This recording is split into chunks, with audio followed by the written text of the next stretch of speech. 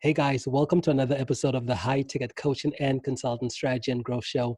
Now, if you're watching this interview anywhere else but within our private Facebook community called High Ticket Client Attraction Insider Circle, definitely come check us out. We'd definitely love to have you. That community was put together specifically for coaches, consultants, and service providers who are serious about getting up to that 6 and that 7-figure level. So if that's you, come check us out. So today I want to introduce you to one of the members of our community, Uzma and Naqvi. Welcome, Uzma. Thank you. Thanks very much for having me. Awesome. You're welcome. So tell myself and the rest of the community, what is it that you do?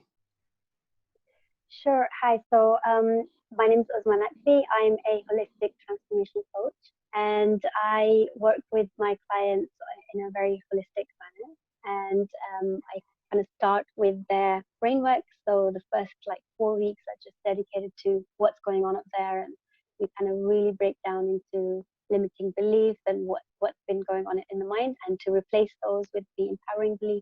Once we've done the brain work, I then move on to their inner self concepts, and that's looking at their emotions, their feelings, their character traits, their spirituality, the connections with the higher power, and really sort of what's going on in the inner world.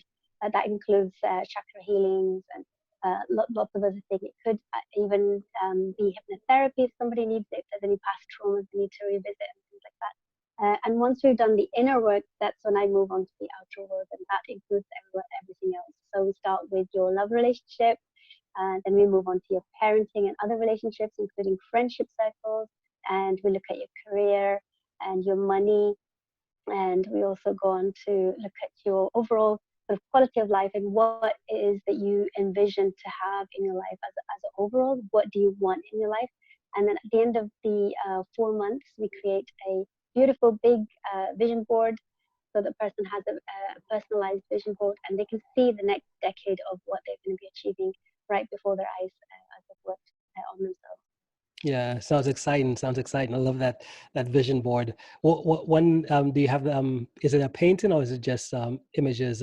What type of pictures do you have on there? So they have an option. They can actually get me to sort of put it all together, which will be a print. Like I would get it all sort of sorted for them and then send it to them, and they can print it off themselves, or I can actually print it out for them and send it, depending on where they're located and things. But it's basically their dream life. So it would have anything they dream. So as we work through each one of these categories, I get them to collect all the things that really resonate with their heart. So whether that's quotes and that's words, that's powerful sort of imagery, that's their dream home, their dream car. Some people have watches, some people, whatever it is that you really want to manifest in your life, whatever it is that you want to have. As you work through each one of these categories, and we delve really deep into each one of these things that I've mentioned. So then you would have things that a vision for that area of your life. I get you to collect anything that's really sort of speaking to your heart and your soul, and that's what goes onto the vision board. So it's a very clear picture of what you'll end up with. And as you know, your subconscious mind really works on imagery. So when you look at that on a daily basis and you have it right in front of you, it's a very powerful tool to have at the end of the year. Mm-hmm. Awesome. Perfect. Now, before you guys started doing this type of work, what's your background? What were you doing before? Sure. So I worked in over there you would probably call it Homeland Security, but it's Home Office here in the UK for about 2 decades nearly. A fantastic job, met some amazing people, learned some fantastic things, and it helped me, gave me the flexibility of having a family. I've got 4 kids. I'm a mummy of 4 boys, ranging from 17 years old to 1-year-old. So I have my hands very, very full. I also run a non-profit organization, which is a global youth club, where we get lots of youth to, that's also a very holistic thing. We look at every area of their life and really provide lots of different courses for them to learn on. So that's another thing I'm kind of tied up with. But yeah, so I've been working in the Home Office for a long time. It was a really good 9 to 5, kind of a secure, safe job for a long time. So it took a big, brave leap to come into this, but I couldn't be happier. I could not be happier than now. Like, I just love what I'm doing. Mm-hmm. And what made you want to take the leap and actually start your own business here? Yeah, I'm actually in the process of writing a book, and that really deeply explains my reasons for doing that. But I went through a period in my life where I was so broken that I felt as though I was in the pit of the ocean where there was no light and there was no breath and there was no reason to live anymore. And I was in a very dark, difficult place. And I obviously had a lot going on in my mind, and I didn't feel that there was that I wanted to live anymore. So there were, I attempted to take my life, and lots of things happened. But as this was happening, I came across a very powerful quote of a very strong spiritual leader within the Islamic world. And that quote really got me to question my entire existence. And as I looked into this more and more, and as I questioned like this whole phenomena of life and why you're here and your purpose and things like that, the more I looked into this, the more it was just opening more and more doors for me. And it just became a no-brainer that this is what I want to do for other people. Because I know that there are so many people who are going through dark times, and I now have a blueprint of how to take them out. And that's my legacy that I'm going to be leaving behind. So I don't want to do anything else now. Like I didn't even dream of doing anything else. Yeah, awesome. Now, was this a scary transition for you into saying, okay, well, let me quit and let me go do this full time? Was it scary at all, or were you just like, it's time, let me just make this happen? For me, it fell into my lap. Like it was time. I mean, I took a career break because my youngest is one, and one who's older than him is 3 years old. So I took maternity leave with him, and then after that, I took a career break because I just didn't want to go back at the time. And then as I was on the career break, I just kind of extended that more and more. It was supposed to be 1 year, and each time I added another year. And I was learning all this at the same time. So as I kind of took myself out of darkness and learned all of this, I thought, I can't now go back to home. So it was a difficult and an easy transition, because obviously I had to still think about how I'm going to live life and pay for things and do what I do. But then on the other hand, I just knew that whatever happens, there will be another door that absolutely will open for me. So I just need to take the leap. So in that way, I had made my mind made up already. I was kind of ready to leap into that for sure. Mm-hmm. Awesome. So I guess what advice, because I know most of the individuals, there's quite a few of them in the audience, they're still working at a 9 to 5 job, which they really don't like that much. And I know most of them are considering maybe leaving that job and just taking a leap into doing something that they're more passionate about. So I guess, what are your thoughts if you had to advise someone in that situation? What advice would you have for them? Well, I would say, please don't hold back. Like the other side of fear is where the beauty lies, and you will never know if you don't take this step. And even if you shut one door and it feels like I made the wrong decision, another one will definitely open, even if it's not exactly what you're envisaging. Like you just need to not worry about how it will happen. You just need to think, if I'm not happy here, then you're not doing yourself and your soul justice.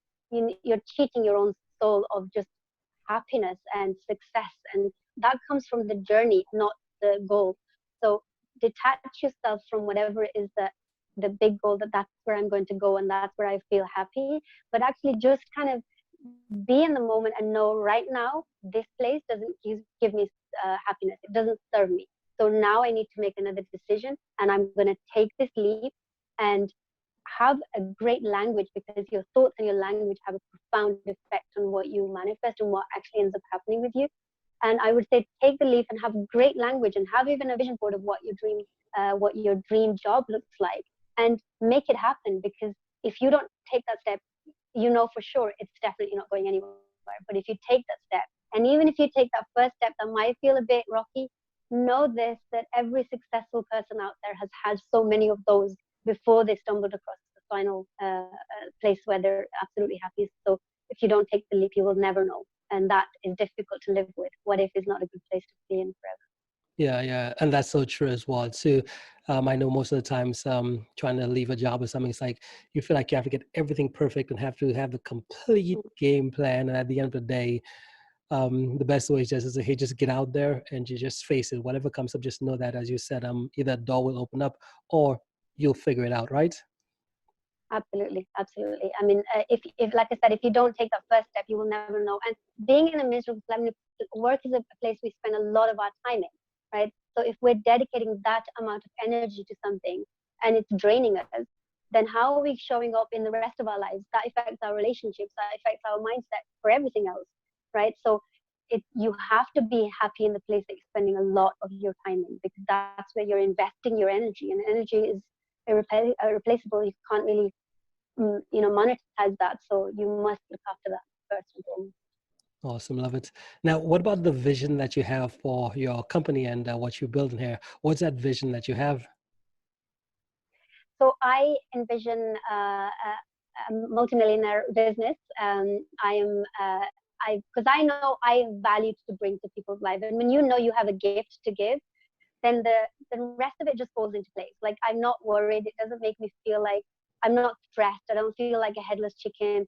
Even though it's a new business, I don't feel like I'm out of place, or it doesn't stress me. It just excites me. Every day I wake up and I'm like, I can't wait till I just start. And the clients I work with, it just really comes across. People see that in my personality. People see that in the way I speak to them, because I interact with all of my heart and my soul. Like, I'm present, and it's not just a job for me. And that's a very, very important thing, because I think if I was doing this as a job, then that, one, it comes across to other people, but secondly, you feel that strain, you feel that stress, and I just don't have that. I just feel like I'm loving every moment of it. So that's why it's just easy for me to make that vision. And I've taken, as I've embarked on this journey, my doors have opened very, very quickly for me.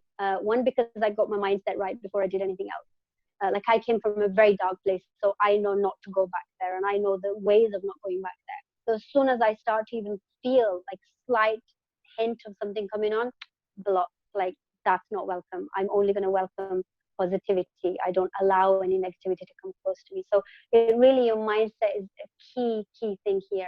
That if you want to make a reality what your vision is, that have this right.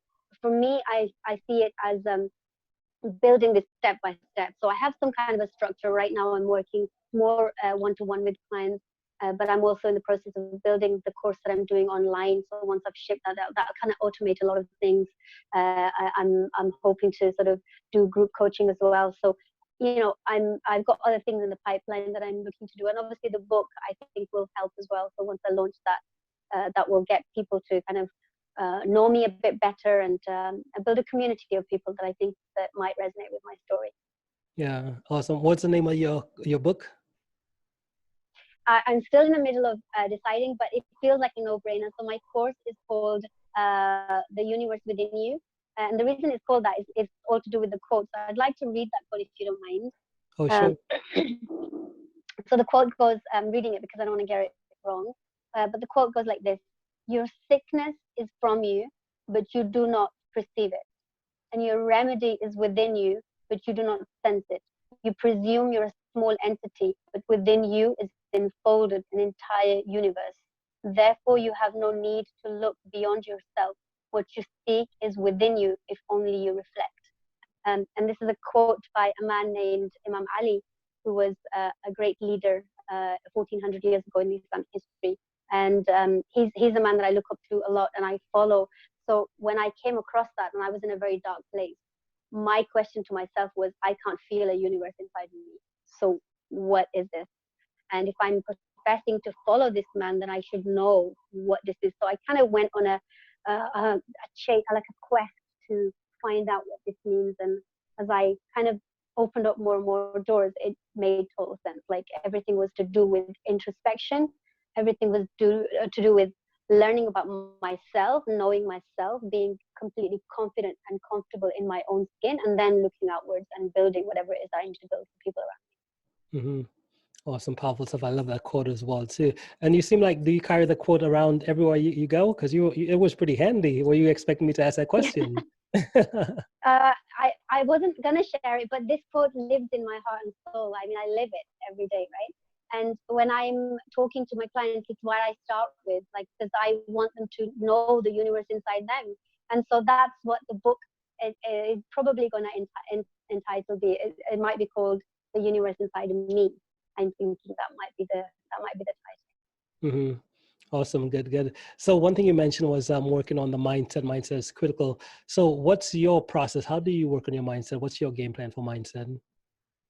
So the first week, like the very first week that I worked with my clients and how I did things myself was really to assess and analyze what's going on up there in the first place. A lot of us live on an autopilot. We don't really give too much thought to what's going on in our thoughts, and we just set them free. So automatically, it feels like we're by default we go to things that emotionally impact us the most, and that ends up being the negative side of things. So it's really about harnessing your mindset and really kind of having a thought tracker. So that's the first thing I would say, that you have a tracker of exactly what's going on in there in the first place. Like if you don't know what you're dealing with, how are you going to rectify it? And then I believe that there are just very simple steps to stopping what's going on in there and replacing it with the things that you want. So you need to stop referring to things that aren't serving you and only have things there, because your blueprint is designed by you. You are the author of your life. So if you're going to give that charge to just an autopiloted mind, then that's going to run riot and do whatever it wants. So it's kind of separating yourself from your thoughts. We have around about 80,000 thoughts a day, and majority of them end up being negative because we're having mental arguments with our wives, our husbands, our children, our colleagues, and our so on and so forth. And that's constant pressure and drainage of energy. But if we can just convert that into nothing but positivity and start with self-love, then you can't go wrong. You replace every negative thought that you track yourself saying, draw a line on the paper. On the opposite side, you write exactly what you want to be thinking, exactly what you want to be practicing, and make those your mantras from there on until it becomes your part of your life and your habits. Mm-hmm. Awesome. Love it. Powerful stuff. So tell me, what do you say is one skill you've really practiced that you've gotten pretty good at that's gotten you to your level of a success today?